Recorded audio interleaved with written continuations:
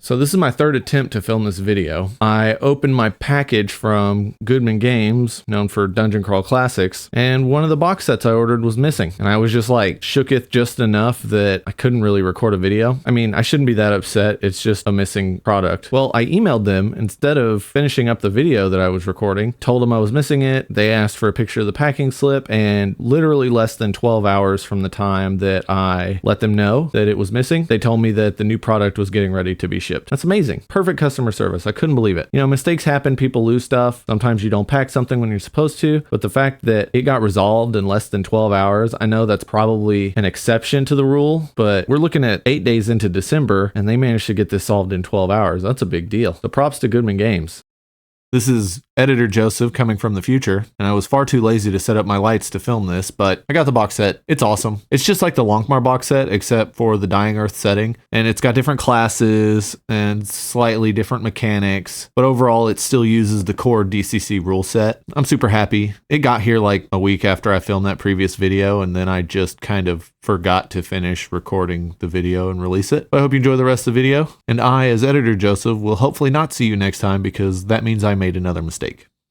But anyways, let's get on to a haul video for all of these wonderful Dungeon Crawl Classics items. The first one I already showed. This is a reference booklet. This thing's just perfect for the judge, the one that's running the game. You've got all sorts of cool little tables and stuff, just things that are very handy to have in a little booklet instead of a big old tome like Dungeon Crawl Classics core rulebook. This is going to make running the game a lot easier. The next one is super cool, and I'm very, very happy that it was in stock and that I can nab one. The Dungeon Alphabet, an A to Z reference for classic dungeon design. Look at this art. This art is amazing. I'm just so happy to have it. One of the coolest things about Goodman Games stuff is the art. I mean, some of these books, about half of it I won't use, but you know what it's in that half? Amazing art that I will look at. And this one is just a way to get some random tables to generate dungeons. I mean, what's the point of playing Dungeon Crawl Classics? You're not gonna crawl a dungeon. And so I got this because I sometimes struggle with coming up with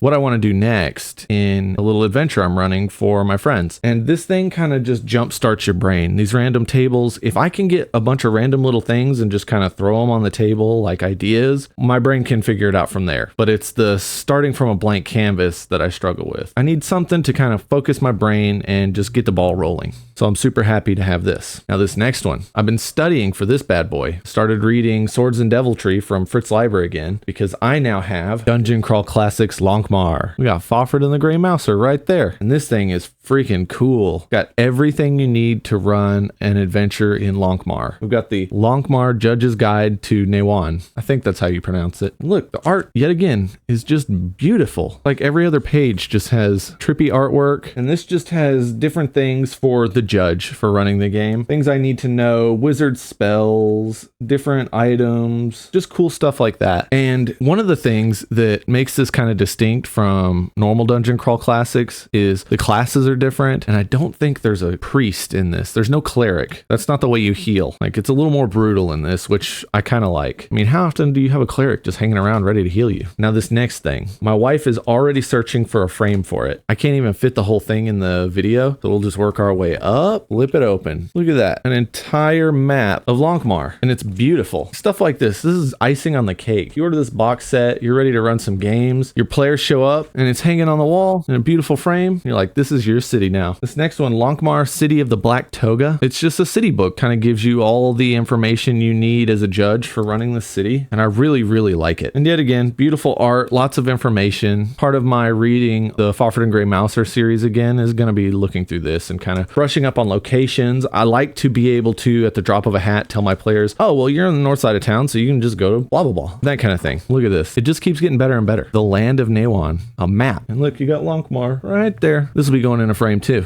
This is the Compendium of Secret Knowledge. More beautiful art, of course. And this is for players. This is for the options that kind of make Lonkmar feel like Lonkmar and less like DCC. You can get dooms. You can be, oh, I didn't realize this. So DCC is known for its player funnels, but there's no player funnels in here because you're already heroes. If you weren't heroes in Lonkmar, chances are you've just been stabbed and left to die in the gutter when you're drunk drunk in a bar or something, or you're shoveling poop. I don't know what they do in Lonkmar when they're not heroes. We're all heroes here. It comes with an adventure, which I will be running as soon as I can. I can't wait. I think I'm going to try to convince my wife to at least read the first Fafhrd and Grey Mouser book, Swords and Deviltry, before we play. It's just so cool looking. Look at this. More old school art. I think it's called No Small Crimes in Lonkmar because you get shrunk down and you have to fight like rats. And I mean, look at that. This is a giant cat. You want to fight a cat? I don't want to fight a cat. Got the judges screen. You know, this thing comes in handy when you're hiding that you're not actually rolling dice and you're just making things up. I'm kidding.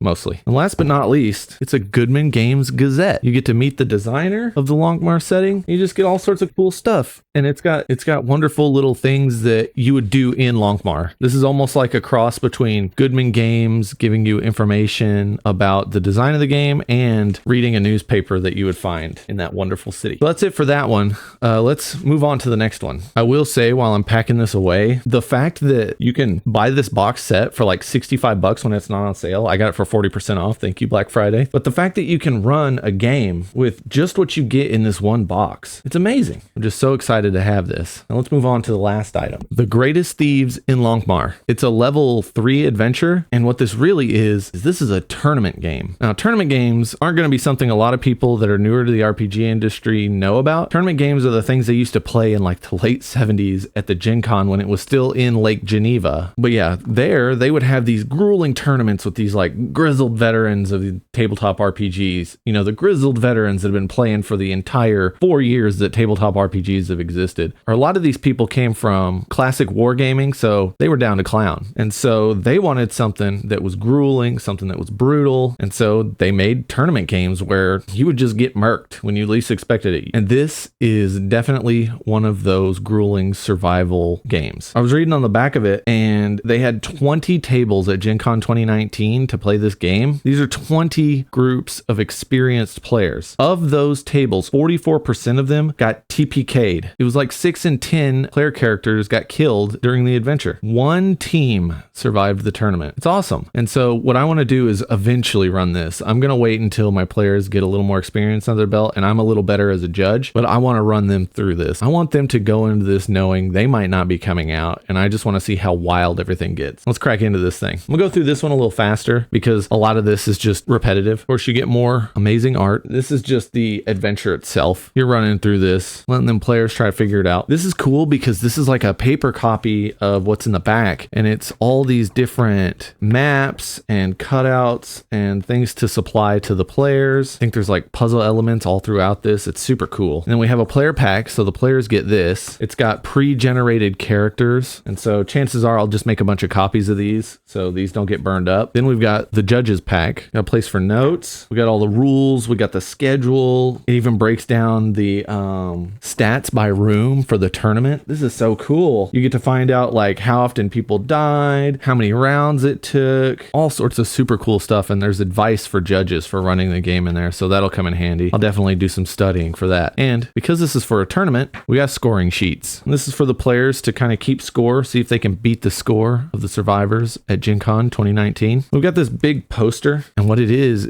you lay it on the table and it's part of a chase, a rooftop chase through Lonkmar, because this classic city is just so packed with people, you know, you're not going to get anywhere on the ground. And if you're running around at night, the town watches down there, you'll need that in your life. We were running across the roofs. Came with a mini adventure. Look at this. This is a cool little mini adventure. It's called Dicing with Death. I love these old like advertisements. You find these all through Goodman Games products. It's so cool. Yeah, I definitely want to run this too. That's a cool thing. You get so much value, so much bang for your buck from this. And look, these are the little cardstock inserts. It's awesome. Got little tokens of all the people. We got Fafhrd and the Grey Mouser on there. Super cool. Got some luck tokens. Those are part of the game mechanics for Lonkmar. I'm not going to do a deep dive into the mechanics. There's other videos that have done that. I just wanted to really do an unboxing and kind of talk about just my love for Lonkmar and my love for Dungeon Crawl Classics. I'm still pretty new to the game itself, but every time we sit down to play it, we have so much fun, and it's just so easy to run. It's so easy to jump into. It has such a different flavor than other tabletop RPGs that I really think any of you out there that are even remotely interested in it, you should definitely check it out. Watch some videos about reviews, look at the artwork, get yourself one of the starter packs from Goodman Games. It's just really refreshing after you've played a lot of kind of the same 3.5 inspired games like Pathfinder, D&D 3.5, 3.5, Pathfinder 2nd Edition, stuff like that. It's nice to branch out. You see a lot of design elements in here that you don't see in other games, and that's one of the things that I like most about it. I've spent the last 7 years just really digging into a lot of different tabletop RPGs, the way they're designed, how they work, finding the things that really vibe with me. When I found Dungeon Crawl Classics, I was blown away by just how tight and well designed the game was, but it still had that janky old school feel that a lot of modern games have intentionally kind of cut out. I just talked about Appendix N, and Dungeon Crawl Classics was built from the ground up by looking at Appendix N. Leave a comment or give me a like if you've played DCC or are interested in a DCC, and I'll see you next time.